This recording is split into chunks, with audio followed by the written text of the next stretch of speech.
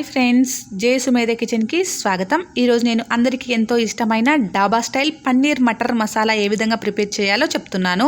ముందుగా మన ఛానల్ని ఫస్ట్ టైం ఎవరైనా చూస్తుంటే సబ్స్క్రైబ్ చేయండి, పక్కనే ఉన్న బెల్ సింబల్ని ప్రెస్ చేయండి. నేను పెట్టే ప్రతి వీడియో మీకు నోటిఫికేషన్ వస్తుంది. ముందుగా మనం ప్రాసెస్లోకి వెళ్దామా? ముందుగా స్టవ్ పైన ప్యాన్ పెట్టుకొని ప్యాన్ కాస్త హీట్ అయిన తర్వాత ఇందులో 1 టేబుల్ స్పూన్ వరకు బటర్ని యాడ్ చేసుకోవాలి. ఇందులోనే 1 cup onion slices, 1 cup tomato slices, 5 రెబ్బలు వెల్లుల్లి, 1/2 ఇంచు అల్లంని కూడా యాడ్ చేసుకోవాలి. యాడ్ చేసుకున్న తర్వాత ఇవన్నిటిని మిక్స్ చేసుకుంటూ కాస్త ఫ్రై చేసుకోవాలి. ఇవన్నీ కాస్త ఫ్రై అవుతున్నప్పుడు ఇందులోనే 2 యాలకుల్ని కూడా యాడ్ చేసుకొని కాస్త బాగా ఫ్రై చేసుకోవాలి. ఇవి కాస్త ఫ్రై అయితే సరిపోతుంది, ఓవర్గా ఫ్రై అవ్వనవసరం లేదు. ఈ విధంగా ఫ్రై అయిన తర్వాత మనం స్టవ్ ఆఫ్ చేసుకొని బాగా చల్లారనివ్వాలి. బాగా చల్లారిన తర్వాత ఈ మిశ్రమాన్ని మనం ఒక మిక్సీ జార్లోకి ట్రాన్స్ఫర్ చేసేసుకోవాలి. ఇలా మిక్సీ జార్లోకి ట్రాన్స్ఫర్ చేసుకున్న తర్వాత దీనిపైన క్యాప్ ఉంచేసుకొని మనం పేస్ట్ లాగా గ్రైండ్ చేసుకోవాలి. బాగా పేస్ట్ లాగా గ్రైండ్ చేసుకున్న తర్వాత ఒకసారి చెక్ చేసుకుందాము. చూడండి, ఇలా ఈ విధంగా గ్రైండ్ చేసుకొని మనం పక్కన పెట్టేసుకోవాలి. అదే మిక్సీ జార్ని ఒకసారి వాష్ చేసుకొని ఇందులో 7 నుంచి 8 కాజులు, 1/2 కప్పు పెరుగును యాడ్ చేసుకొని మనం బాగా గ్రైండ్ చేసుకోవాలి. ఇలా ఈ విధంగా పేస్ట్ లాగా గ్రైండ్ చేసుకొని మనం పక్కన పెట్టేసుకోవాలి. ఇప్పుడు స్టవ్ పైన ప్యాన్ పెట్టుకొని ఇందులో 2 టేబుల్ స్పూన్ల వరకు ఆయిల్ని యాడ్ చేసుకోవాలి.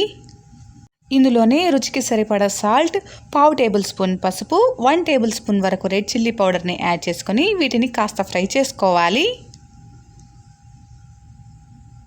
ఇందులోనే మనం ముందుగా గ్రైండ్ చేసి పెట్టుకున్నటువంటి ఆనియన్ టమాటో పేస్ట్ని కూడా యాడ్ చేసుకోవాలి. యాడ్ చేసుకొని ఇవన్నీ బాగా కలిసేలాగా మనం మిక్స్ చేసుకొని ఒక 2 నిమిషాలు బాగా ఉడకనివ్వాలి. గ్రేవీ ఉడికి కాస్త చిక్కబడిన తర్వాత ఇందులో 1/2 కప్పు వరకు వాటర్ని యాడ్ చేసుకొని ఒకసారి మళ్ళీ మిక్స్ చేసుకోవాలి. మిక్స్ చేసుకున్న తర్వాత ఇక్కడ మీరు నార్మల్ బఠానీ వాడితే ఉడికించి యాడ్ చేసుకోండి.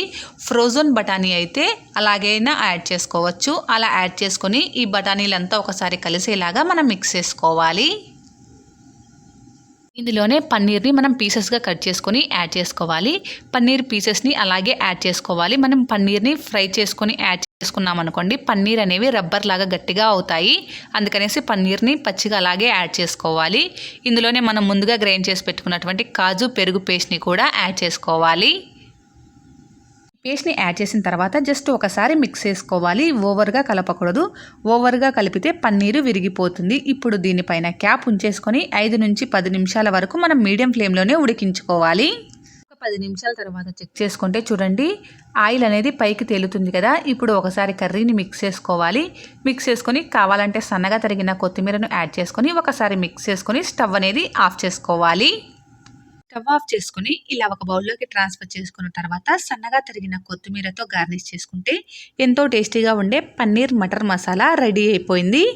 మీరు ట్రై చేయండి, ఎలా వచ్చిందో నాకు కామెంట్ చేయండి. మీకు నచ్చితే కంపల్సరీగా లైక్ చేయండి, మీ ఫ్రెండ్స్తో రిలేటివ్స్తో షేర్ చేయండి. నా ఛానల్ని సబ్స్క్రైబ్ చేసుకోండి. Please subscribe my channel. Thank you.